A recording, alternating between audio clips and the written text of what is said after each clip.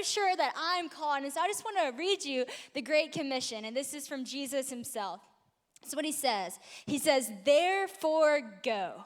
Therefore, go and make disciples of all nations, baptizing them in the name of the Father, the Son, and the Holy Spirit, and teaching them to obey everything I have commanded. Here it is. Surely I'm with you always to the very end of the age. So we all have this call to therefore go. Each and every one of us are called to go and make disciples. So if y'all are sports fans or you played any sport in life, you've likely heard it said, ready, set, go.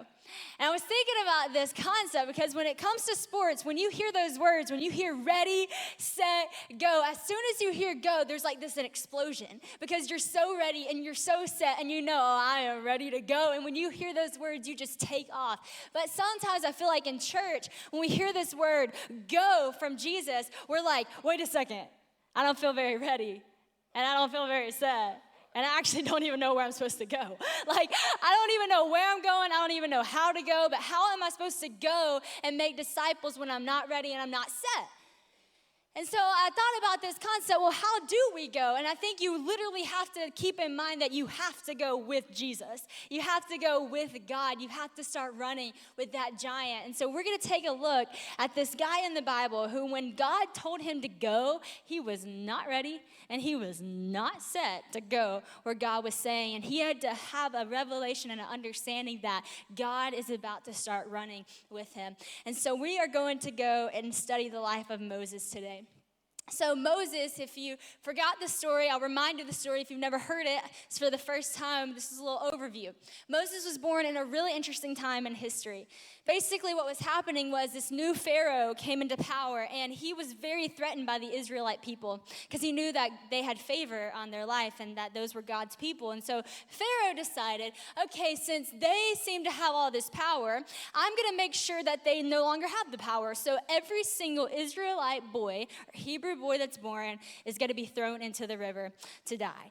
Well, Moses' mother had Moses in this time, but she saw something in Moses and she said, I can't throw him in the river. So she hid Moses. Well, it came to the point where she couldn't hide him any longer, and so his mother put him in a basket and sent him down the river.